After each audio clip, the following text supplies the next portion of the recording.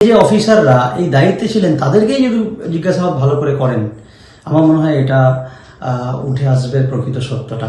যতই রাজনৈতিক পরিবর্তন হোক, রাজনৈতিক ক্ষমতায় হোক, মানুষ কিন্তু বিচারের আশাতেই এখনো বসে আছে। সত্যের জন্য যে কোনো বিষয়ে নতুন কিছু এলেই সেটা তদন্তে নিশ্চয়ই কাজে লাগানো উচিত। সেই চিঠি যিনি লিখছেন তার উদ্দেশ্য, তার বিশ্বাসযোগ্যতা, তার কাছে কি প্রমাণ আছে, নাকি তিনি হঠাৎ বাজার গরম করে দিতে এগুলো লিখে দিলেন, একটা স্পর্শকাতর ইস্যু, আবেগের জায়গা, সেগুলো খতিয়ে দেখা উচিত। চিঠিতে লেখা আছে যে আমাদের প্রাক্তন মুখ্যমন্ত্রী এবং তৃণমূল কংগ্রেস দল তারা এই ব্যাপারটায় তার নির্দেশ ছিল যে ট্যাম্পারিং করতে হবে।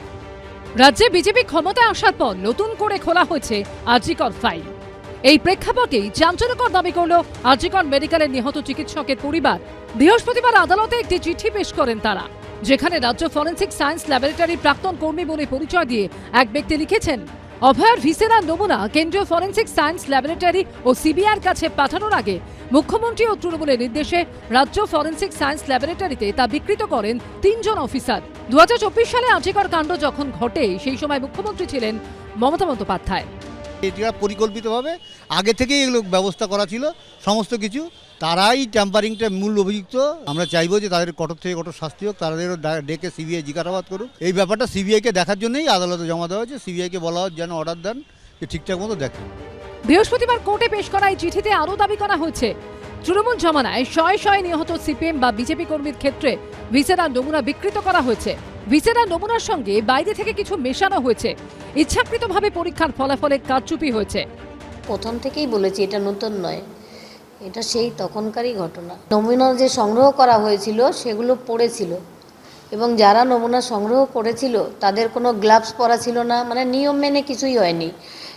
তাই বলে নিয়ম যে ওরা জানতেন না সেটা নয়, জেনে শুনেই নিয়ম ভঙ্গ করেছেন ওনারা, ইচ্ছাকৃত করা হয়েছে। বিচারক বলে দিয়েছিলেন, বিচারপতিরা, যে ডিনার থেকে শুরু করে ক্রিমিয়েশন পর্যন্ত আবার নতুন করে তদন্ত করে দেখা হোক।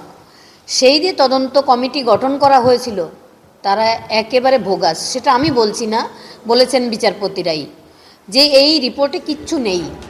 বৃহস্পতিবার শিয়ালদা আদালতে এসিজেএম এর এজলাসে চিঠিটি জমা দেয় আরজিকর মেডিকেলের নিহত চিকিৎসকের পরিবার।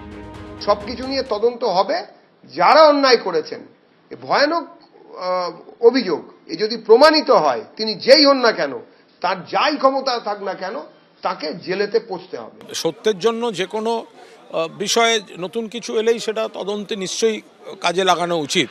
কিন্তু এই ধরনের ক্ষেত্রে যেটা রাজনৈতিক বিরাট ইঙ্গিতবাহী এবং প্রভাবপুষ্ট, সেই রকম কোনো চিঠি, মানে সেই চিঠি যিনি লিখছেন তার উদ্দেশ্য, তার বিশ্বাসযোগ্যতা, বা তিনি কিসের ভিত্তিতে লিখছেন, তিনি কি টিমটায় ছিলেন, তিনি আদৌ টিমটায় ছিলেন কি না, তার কাছে কি প্রমাণ আছে, নাকি তিনি হঠাৎ বাজার গরম করে দিতে এগুলো লিখে দিলেন, একটা স্পর্শকাতর ইস্যু, আবেগের জায়গা, সেগুলো খতিয়ে দেখা উচিত।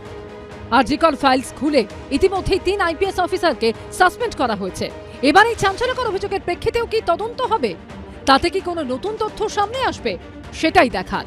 ব্রতদীপ ভট্টাচার্য, সমীরণ পাল ও শিবাশিস মৌলিকের রিপোর্ট, এবিপি আনন্দ। এবিপি আনন্দ, এগিয়ে থাকে, এগিয়ে রাখে।